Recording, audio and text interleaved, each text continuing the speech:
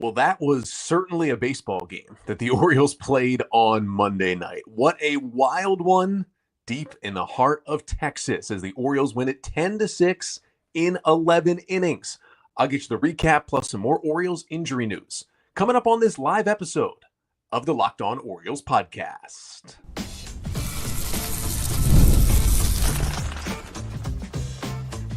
You are Locked On Orioles, your daily Baltimore Orioles podcast. Part of the Locked On Podcast Network, your team every day.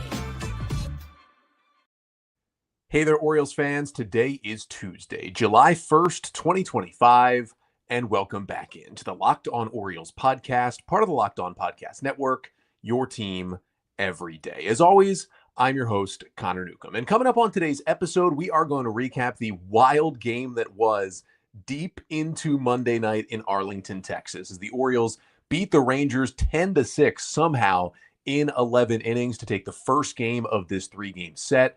I'll get you the 5 things you need to know from that one, including another good start from Trevor Rogers, some weird collapses twice in this game by the Orioles, but some late inning heroics from this offense. Then we'll talk about more weirdness from the game, the Chadwick Tromp injury that led to the Orioles having to have the pitcher in the lineup for most of this one, what it means that another Orioles catcher in Tromp is about to hit the injured list, and finally we got some tough pitching injury news. Zach Eflin's on the IL, Charlie Morton's dealing with something. We'll get you all those updates and more coming up on this episode of the Locked On Orioles podcast, which is brought to you by FanDuel. Right now, new customers can get $150 in bonus bets when your first $5 bet wins. So for anyone who is tuning in live here on the Locked On Orioles YouTube channel, thank you so much for jumping in. Make sure to like, comment, and subscribe to the channel here. We're getting very, very close to 9,000 subscribers. We're going to do a cool giveaway here on the show for subscribers only once we get to 9,000. So make sure you are subscribed on YouTube to get that done. But if you're listening after the fact, whether it be Spotify or Apple Podcasts, of course, appreciate you as well. Make sure to subscribe to the show, follow it, leave a 5-star rating and a review, whatever you can do to help out the podcast. It certainly helps. Now, you may be wondering, it's 9:30 a.m. on a Tuesday morning. Connor, you usually don't go with a live podcast here. Well, a little bit of personal update. I'm currently in between jobs, have a week off this week. I'm starting my new job on Monday, which candidly is located a lot closer to my house, which brings my commute down and also will make doing this podcast a little bit easier moving forward. Obviously, much easier this week because this is my only job for 1 week. But beyond that, it should make things a little bit easier, which is nice. And it also means that when a game ends around midnight in Texas and there's a lot of energy flowing, I can have the ability to just go to bed, wake up, and give the episode to you here live on a Tuesday morning. If you are watching live on the Locked On Orioles YouTube channel, you can also, if you want to throw some comments or questions in the chat, might have some time right at the end of the episode to get to those as well. But let's start with the Orioles win on Monday night, kicking off a 3-game series in Arlington against the same Rangers team they had just played last week and lost 2 of 3 to at home after the dominant Trevor Rogers performance in Game 1. The Orioles had that big comeback in the 7th in Game 2, only to blow the lead and lose in extras, and then just get run off the field in the rubber match on Wednesday and drop the series.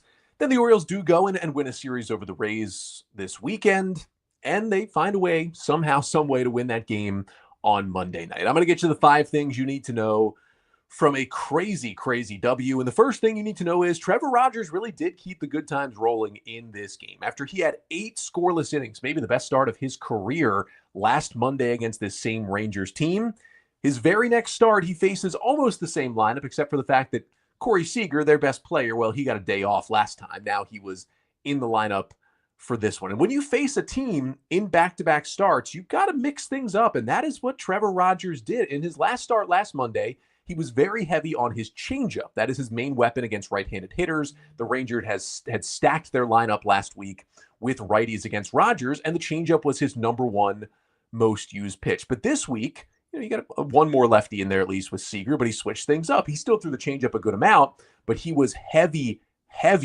on the four-seam fastball usage on Monday night. And for good reason.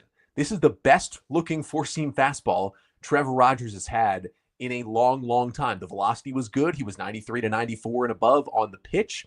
He also got 14 swings and misses on 27 swings on that fastball. The pitch had a 58% in-zone rate. It was cooking. So why not throw it? As much as he did, why not throw it 49% of the time? Because it was by far his best pitch. Now, in total, he got 16 whiffs on Monday night between the 14 from his fastball and a couple others. That was most whiffs in any start since April 8th of 2023. And the 14 whiffs he got on his four-seamer, that is a new career high on that pitch. Even in his incredible rookie year in 2021 in Miami, when he finished second in NL Rookie of the Year voting, he never had 14 whiffs on his fastball in a single game. He had 13 once back in that 2021 campaign. But, it's a pitch with good ride, but not elite. Good velocity, but not elite. But it's deception, it's extension down the mound, and because the command's gotten so much better, its location. And those three things combined have made Trevor Rogers just a different pitcher than we saw late last season after the trade deadline. And there was a good story in the Baltimore Banner this week from John Mioli, who talked to Rogers and some of the Orioles coaches about his approach and the things he changed and the things he worked on this offseason and early this year to get to this point where he is finally pitching well. I definitely would recommend to go and read that. And Rogers was rolling again, right? 8 scoreless last week. He was through 5 scoreless in this one. And then to start the 6th with the Orioles leading 3-0, he did face the meaty part of the lineup. He walked Corey Seager. He allowed a monster 2-run homer to Marcus Semien, and all of a sudden it's a 3-2 game. He gets Garcia to ground out, and then Mancelino pulls him at 91 pitches in the 6th inning. So clearly not as dominant as he was last week, but you'll still take it. 5 1/3, 2 runs, 3 hits, 5 Ks. The 3 walks were a bit concerning. That was not what we've seen from Rogers. He didn't walk anyone in 8 innings last week. And of course, he gives up the home run to Semien on 91 pitches, but still a 2.05 ERA and 4 starts so far for Rogers. We will take that. He deserves to keep this rotation spot as he looks like just a completely different pitcher at this point for the Orioles. Second thing you need to know from this one is that Gary Sanchez was really the Orioles' only offense for a while in this one. And, it's been kind of like that for a little bit now for the Orioles. Obviously, other guys are stepping up, but Gary Sanchez, since returning off the IL with that wrist issue in mid-June, has just been red hot. And that continued on Monday night. He had the big swing in the 3rd inning against Patrick Corbin. The Orioles to open the inning. Jackson Holliday had a hard hit single. Ramon Laureano had a hard hit single. And then Gunnar walks to load the bases with no outs and turn it over to Gary Sanchez against a lefty. He's crushed lefties throughout his career, and he delivered on the first pitch, roping a 3-run double into the left field corner to put the Orioles up 3-0. He also singled later in the game for a 2-hit game. And Gary's just been, quite frankly, unbelievable. And the defense has been shaky, and it was continued to be shaky on Monday night. We'll talk about that a little bit later. He is not the catcher behind the plate. Adley Rutschman is, and altogether, he's not the catcher Adley Rutschman is offensively. But what Gary has done is given the Orioles even better production than Adley was giving them. Since coming off the IL on June 14th, Gary Sanchez is hitting .354 with a .1061 OPS in his 53 plate appearances since he returned off the injured list. Remember, he was hitting, 100 basically when he went on the IL?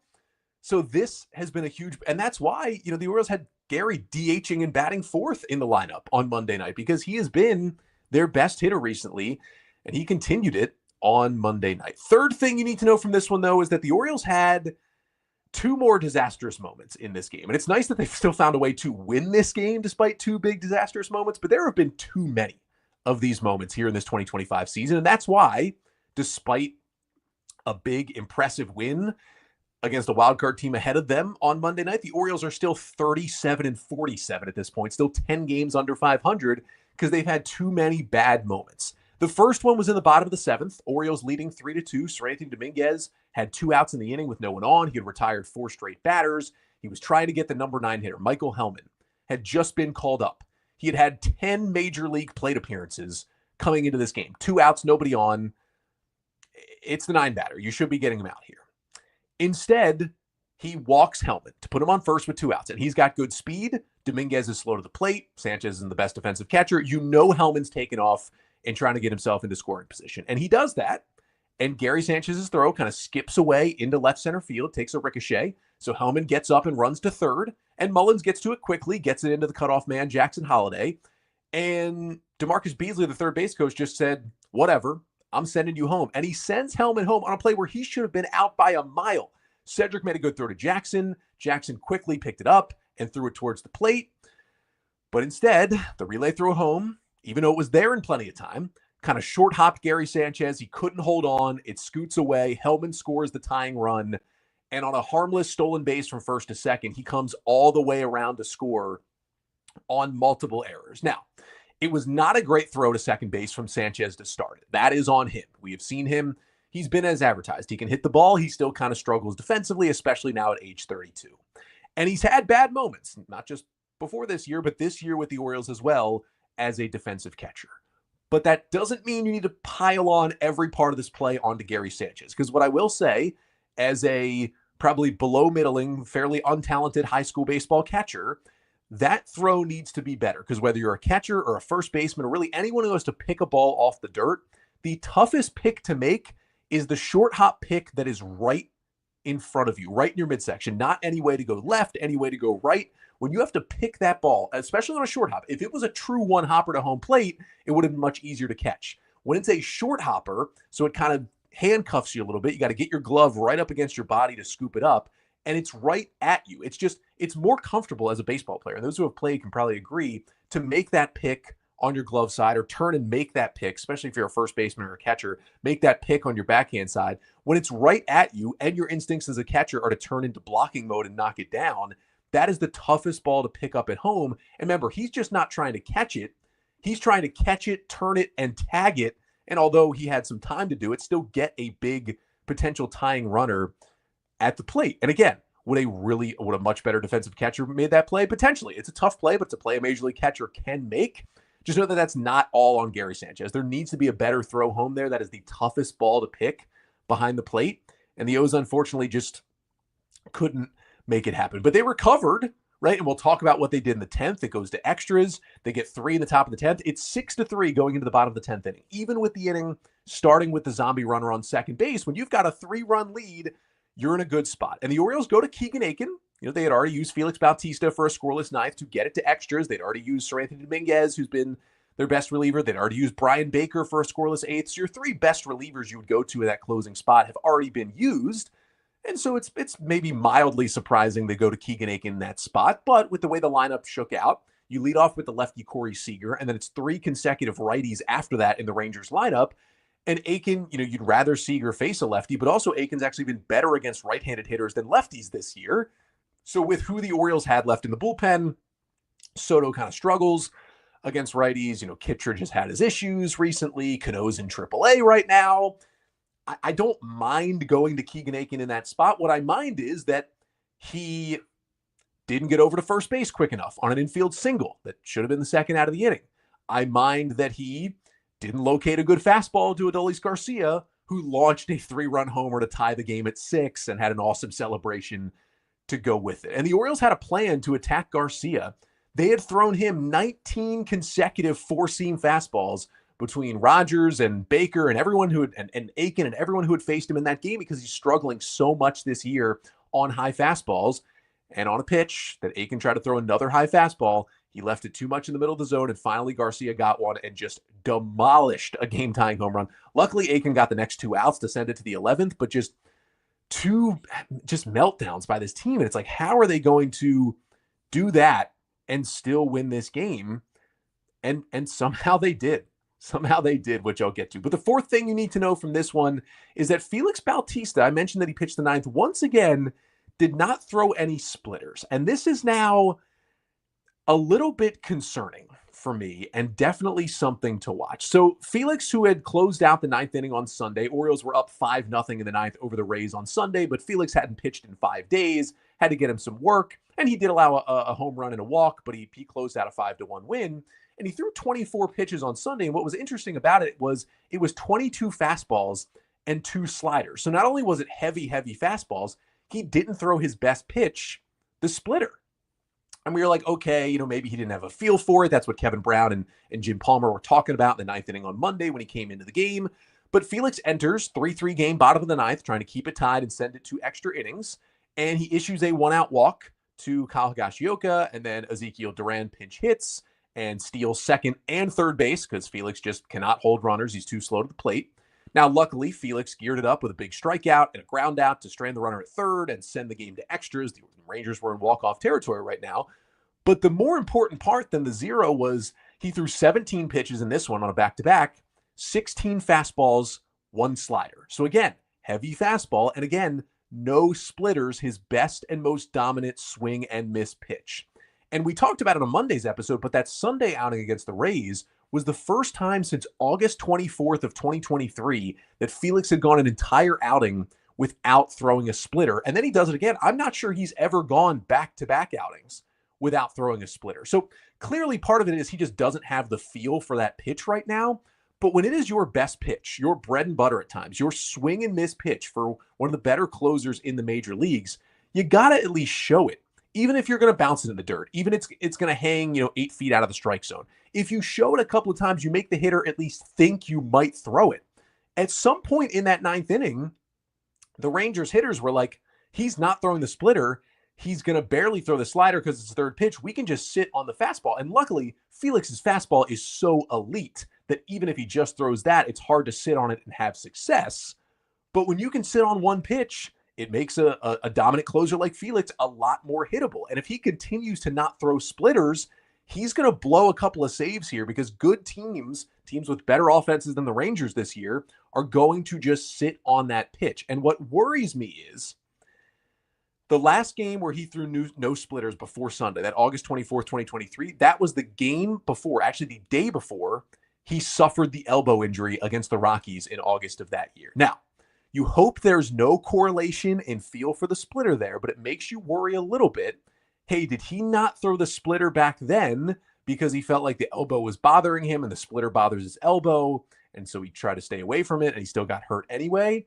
And you hope there was no feeling then that caused him to do that correlates with any kind of feeling in that surgically repaired elbow now. That's no inside information, not a doctor, not a pitching coach, just something that worries me a little bit because I believe this is the first time we've ever seen Felix go back-to-back legitimate outings without throwing his best pitch.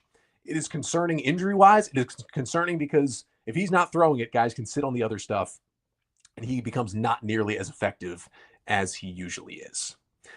And the fifth and final thing you need to know from the Orioles' crazy 10-6 win in 11 innings over the Rangers on Monday night is that the Orioles offense just kind of woke up in extra innings to win this game. After they got those 3 runs on the Gary Sanchez double in the third, the Orioles did not score again during the regulation innings. Patrick Corbin kind of settled in. A very tired Rangers bullpen who had just played 3 consecutive extra inning games over the weekend against the Mariners and then had to play another one on Monday here. I believe for the Rangers, it was the first time in almost 15 years they played 4 consecutive extra inning games.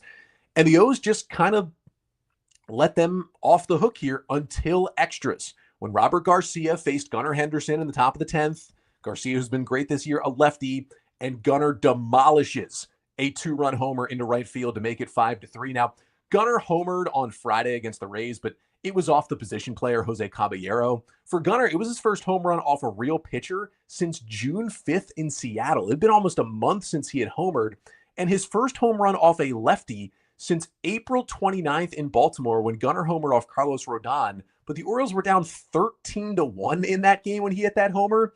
And that is his only other homer against a lefty this year. He had 8 of them last year. And it's been a big thing to talk about. Like Gunnar against lefties last year, 829 OPS. Gunnar against lefties this year, a 510 OPS. That's been the difference between him being an all-star and MVP candidate last year and not being it this year, besides, of course, missing about the first month with an injury. So that was good to see. And then Colton Cowser got some nice insurance. He unleashed a 3-0 homer off our old friend Sean Armstrong to make it 6-3. And you're like, all right, you've got the 3-run lead in extra innings. You should be good. But it wasn't enough because Aiken gives up a 3-run shot. So you go to the 11th, and it's like, are the Orioles going to be able to get off the mat again? You've got the pitcher spot, which we'll get to later, due up second in the inning. You have Luis Vasquez, your utility infielder, and a still not okay with the finger Jordan Westburg left on your bench. So Luis Vasquez pinch hits for Keegan Aiken in that 11th inning off of Hobie Milner. And what does he do? He lines an RBI single into left center field to put the Orioles up 7-6. Vasquez, with his first hit in an Oriole uniform, comes up that big. But the Orioles knew, with the state of our bullpen right now, that can't be enough. So Ramon Laureano and Gunnar Henderson have huge back-to-back run-scoring doubles, and all of a sudden it goes from 7-6 to 10-6. Gunnar gets another 2 RBI double off another lefty, which was great to see. Ramon Laureano had 4 hits and 3 doubles in this game, just his second career 3-double game. The Orioles go 6 for 17 as a team with runners in scoring position. That's a .353 average, and that was enough. Andrew Kittredge went 1-2-3 in the bottom of the 11th. Jack Leiter, the pitcher, had to hit for the Rangers in that inning because they also lost their DH at one point. Just a wild, weird, crazy game. But you know what? There's been a lot of wild, weird games that have not gone the Orioles' way this year. It was very nice to see one of them actually go the Orioles' way. They win it in extras and take the opener of this series. But it was not all wins for the Orioles on Monday night. There were some losses as well. It seems like you can't have any more catcher injuries. Turns out you can. We'll talk about the fallout of another catcher going down coming up next. But first, this episode of the Locked On Orioles podcast is brought to you by Monarch Money. Ever wish managing your money felt easier? Well, with Monarch Money, it can. Whether you're growing your savings or planning a big purchase, Monarch puts you in the driver's seat. It's like having your own personal CFO, giving you full visibility and control over your finances. And Monarch Money is more than a budgeting app. It's a complete financial command center. You can track all your accounts, investments, and spending in one place. So in addition to managing your money, you're also building wealth. Now, for me, I really love that you can put like all your accounts, all your spending in one place. And also, if you share finances with someone like I do, Monarch really helps us stay on the same page, puts everything in one place. So take control of your finances with Monarch Money. Use code LOCKEDONMLB at monarchmoney.com for 50% off your first year. That's monarchmoney.com, code LOCKEDONMLB for half off that first year.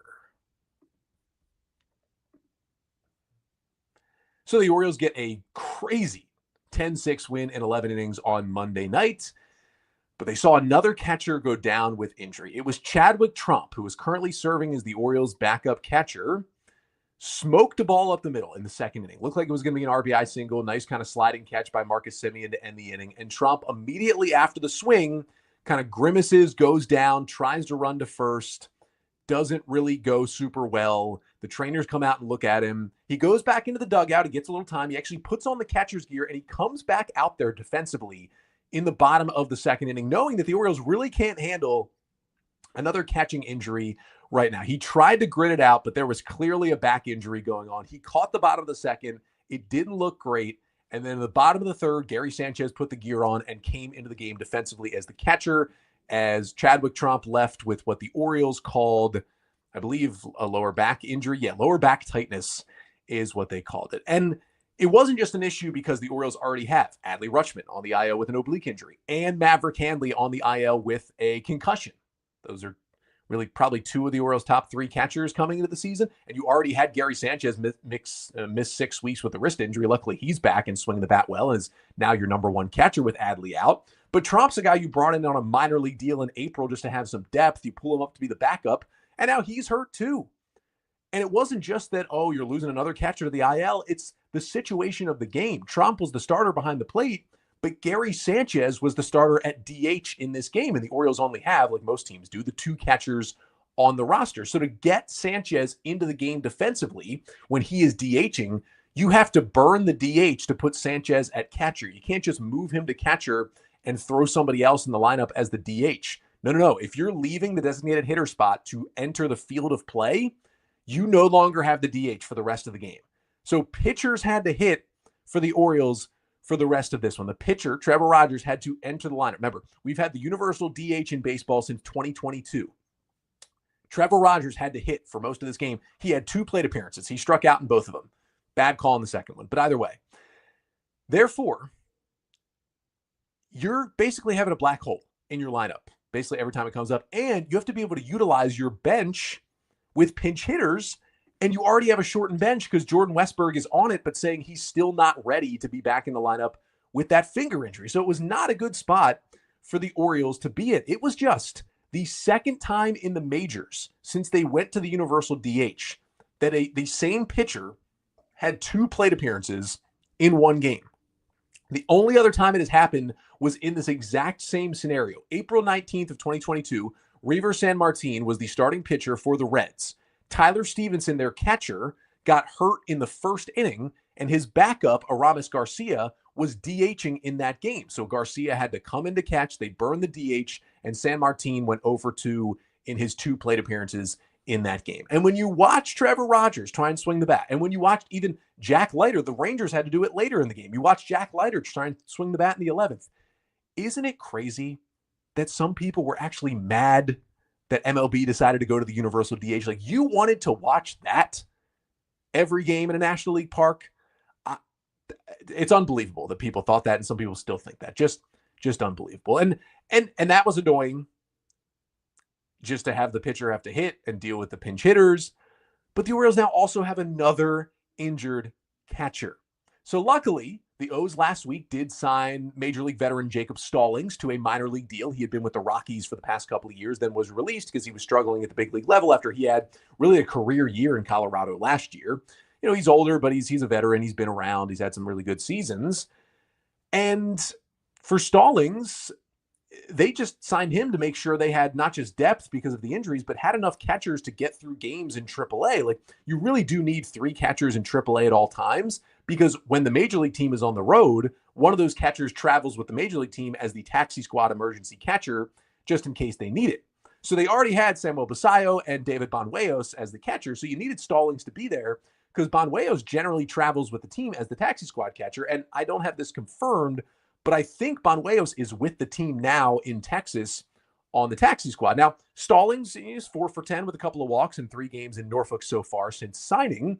But Tony Manzolino did say after the game that Chadwick Tromp is likely headed to the injured list today with that back issue. So there's a possibility they would maybe activate Banuelos just for a day if it's easier because he's already here, because you cannot go a day with only 1 catcher on your roster. You absolutely cannot. But it's more likely you would go to the Major League veteran in Jacob Stallings, as Banuelos has played in 1 big league game, has 1 at-bat in his career. Stallings has been around the big leagues for 10 years or so. It's going to be Jacob Stallings.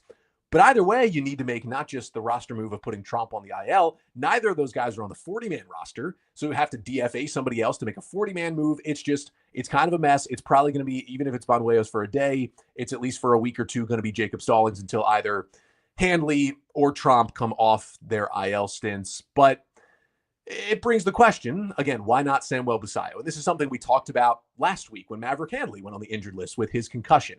It's not time yet, especially with Gary Sanchez hitting well, and the fact that if Gary goes down tomorrow with another injury, you probably are forced to call up Basallo because you just don't have anyone else. But Samuel Basallo, as great as he has been, as incredible as he's been in AAA with the bat, if you're going to call him up right now, you are going to need him to catch. And while he's getting better and better as a receiver and a blocker, and he's got a good arm, he's caught, I believe now, 18 games in AAA Norfolk this year because of the hamstring and elbow injuries he dealt with early in the year that forced him onto the IL and forced him to only play first base and DH for a while. It's not going to happen yet. I know how many people want it to happen. Your number 1 prospect is mashing AAA, and he's a catcher, and you have 3 catchers on the injured list. The logical thing to say would just be, well, you call him up. Unfortunately, catcher is such a different position in the major leagues than anything else. You've got to be truly ready defensively. And Basallo is just not there yet. And I know, and there's other people who are saying, not just call up Basallo because there's so many injuries. They're saying, well, Gary Sanchez is so tough to watch defensively, and he has his struggles. Why are you still playing Gary Sanchez? Samuel Basallo is lefty Gary Sanchez. That is who he is as a prospect. You may not remember, but 10 years ago, Gary Sanchez was the type of prospect Basallo is. This crazy, incredible bat, good arm strength behind the plate, good thrower as a catcher, but needed still development as a defensive catcher. And that's kind of the player Sanchez has been throughout his big league career, even when he was an all-star with the Yankees early on. Basallo is just the left-handed hitting version of that. He's got all the tools as a hitter. He's got the great arm, but he needs a lot of polishing. And if you're annoyed about the way Sanchez catches a game, imagine just calling up a 10 years younger and less experienced version of Sanchez defensively. That is what you're going to get right now. And it's not harsh. It's just the reality of the situation, especially coming into a big league season for the first time. That is what you would get out of Samuel Basallo catching. And you would also get, hey, he's probably going to struggle a little bit the first time he faces major league pitching. Pretty much everyone does. You've got that versus Gary Sanchez, who has an OPS over 1,000 since returning off the injured list.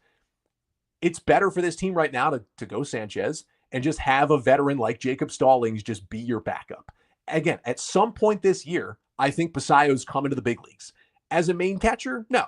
I think as the third catcher on the roster in September, where he can catch once a week, maybe play a little first, mostly DH, be a pinch hitter, get his feet under him before he's ready to fully go in the majors in 2026. But there's just so much that goes into the game as a big league catcher that he still needs some development on. I don't think it would be a good situation for the Orioles or for the development of Basallo to come up now and catch every once in a while and DH some. Like, he needs to develop, play more and more games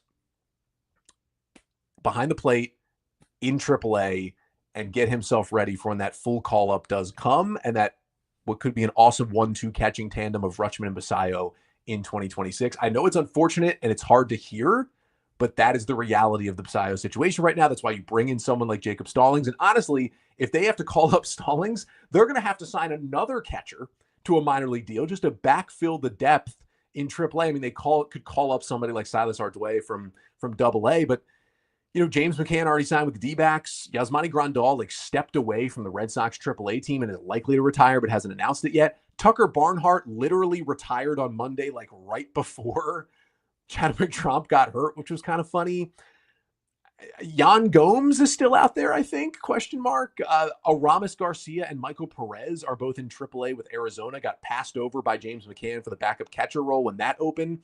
Both of them have spent some brief time in the last couple of years with the Orioles organization, so maybe those are guys they could target in a little trade for cash to just get some depth in Norfolk. Whatever it may be, the catching situation is tough right now for the Orioles, but even with that, unless Gary Sanchez goes down tomorrow, then it's a different conversation. It's not the right time for Samuel Basallo at this point. But unfortunately, Chadwick Tromp was not the only injury news that we got on Monday. Get you updates on Zach Eflin, Charlie Morton, and Jordan Westburg to finish off the show. Coming up next. But first, this episode of the Locked On Orioles podcast is also brought to you by FanDuel. Summer sports are in full swing, and whether you're all about baseball under the lights, golf on the green, or high-stakes soccer action, FanDuel is the best way to make every game more exciting. You're already following the action, so why not make it a little more thrilling?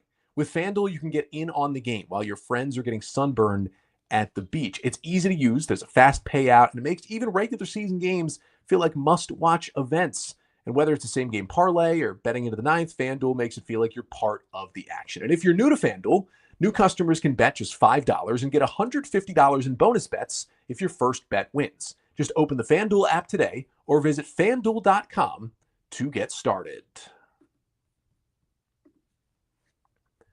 So to cap things off here on a live Tuesday episode of the Locked On Orioles podcast, if you are watching live on the Locked On Orioles YouTube channel, make sure to like, comment, and subscribe. Thank you so much for joining in. We are very, very close to 9,000 subscribers here on the channel. Once we get there, we're going to do a cool giveaway of a piece of Orioles memorabilia I have behind me, but you have to be subscribed to the YouTube channel to be entered, so make sure to do that to get us to 9,000, and we'll announce that giveaway here on the show.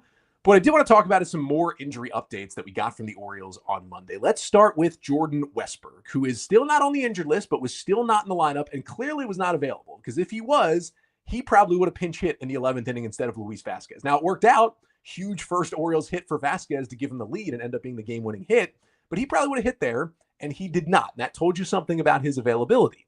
Westburg, who left Friday's game against the Rays after re-injuring that finger he had hurt last Saturday in New York, sliding into a base. His x-rays were once again negative, which is good, but they're still not really 100% sure here. And he and the Orioles both hope he's in the lineup either today, Tuesday, or tomorrow on Wednesday. But Westburg did talk to the media before Monday's game and said it's his left index finger that is hurting him, and said, quote, it won't be 100% for a while, and he's, quote, shooting for good enough when he gets back on the field. So it's nice to hear that he's closer to returning, but you also don't love to hear that it's not going to be 100% and he's just shooting for good enough. This team and this lineup and the state of this organization right now needs a Jordan Westburg at 100%. And they haven't had that for almost a year now. I would be totally fine, even with that nice win. The Orioles are still 10 games under 500. It is now July, or as Ben McDonald would say, it is now July. I am totally fine if the Orioles want to place Jordan Westburg back on the injured list, give him another 2 weeks off to make sure that finger gets okay. If that's going to help him long term, that's where I'm more so thinking with this Orioles team more than halfway through the year and 10 games under.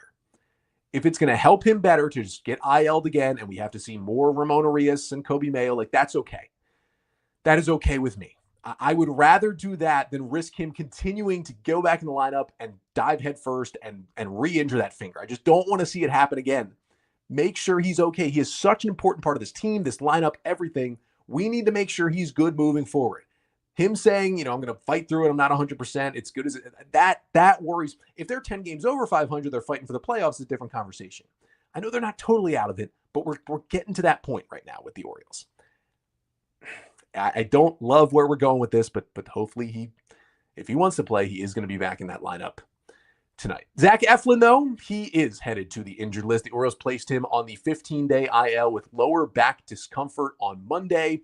He experienced the issue in the bullpen warming up before Sunday's start against the Rays. He tried to gut it out, but it was hurting even more. He allowed 4 runs in the first inning, and then he left the game. Mansolino said Sunday they expected he'd probably go on the IL, and the move was made official on Monday. Now, of course, Eflin spent about a month on the injured list between April and May with a lat issue. And since returning, he's got a 7.16 ERA in 9 starts. The arm angle is way down. He has not been right. It could be the case that the same injury is still impacting him. Now it's causing him to throw differently, and that's causing different injuries. Eflin just kind of a mess right now. So let's get him on the IL for a few weeks. Try and rest that back. Let's get him back to 100% because they need him not only to potentially be a trade piece for this team, to also just to eat some innings. We need to see that 2024 version of Zach Eflin, and we haven't seen it much since the injury started to pile up this year. So hopefully he can get himself better on the injured list. What does that mean? Well, there's an open spot in the rotation, and Brandon Young is going to take it. Brandon Young was recalled on Monday to take Eflin's place on the roster. Young, who made a spot start for the Orioles Wednesday against the Rangers, gave up 4 runs over 4 innings of work. He was able to return so quickly after he was optioned back down to AAA on Friday because he is replacing an injured player. When you're doing that, you don't have to wait the standard 15 days to come back to the big leagues. Young, who was added to the 40-man roster this offseason, made his debut this year, has made 3 starts, 12 2/3 innings, 16 hits, 10 runs, 11 Ks, 9 walks, and 2 homers. It hasn't been great, but the Orioles see promise in him. Good fastball, good changeup, good 5-pitch mix for Brandon Young. And it turns out Brandon Young is going to start tonight's game on Tuesday. He's going to jump into the rotation here on Tuesday to face Jacob deGrom and the Rangers. deGrom, who took a no-hitter into the 8th inning last week against the Orioles for an 8:05 start on Masson. Young, who got hit around a bit by the Rangers last week. And he's going to do that because Charlie Morton, who was originally the scheduled starter here for the Tuesday game, is being pushed back. The Orioles say Morton has low-grade elbow tendonitis in his right elbow. Now, Mansolino said, quote, he'll be fine, but anything that comes up with an elbow for a pitcher, I am going to worry about it. Morton, who's been great lately, a 2.68 ERA in his last 9 outings. He's been pitching like the Orioles ace, is for now going to be pushed back to Friday to start the first game in Atlanta of that Orioles 3-game series this weekend. We'll see if that start actually happens 3 days from now. But if he is actually injured, even with Mansolino saying he'll be fine, with anything with the elbow, it is possible. You'd probably see Cade Povich come back off the injured list and replace him. Povich, out with that hip issue, already made 1 rehab start in AAA. He's eligible to return off the injured list as early as tomorrow, I believe, so he would be good to pitch on Friday. And then after that, a guy like Chase McDermott in AAA probably becomes your next option. But hoping for the best for Morton, because he has kind of held this team together with how good he's been over the last month and change. With Eflin going on the IL, Morton going down too would be a bad thing once again for this Orioles team and this Orioles rotation. Thank you so much for everyone who tuned in live here on the Locked On Orioles YouTube channel. It was quite a wild game on Monday night, but the Orioles came out with the win. I'll be back with you tomorrow recapping Game 2 between the Orioles and the Rangers, and going to give out some Orioles first half awards. I know we haven't technically gotten to what people call the first half, right? That's the All-Star break. But the Orioles have played more than 81 games this year. They are more than halfway through the season. Going to go through some of the highs and the lows of those first 81 coming up on tomorrow's episode. But until then, I'm Connor Newcomb, and this has been the Locked On Orioles podcast, part of the Locked On Podcast Network. Your team every day.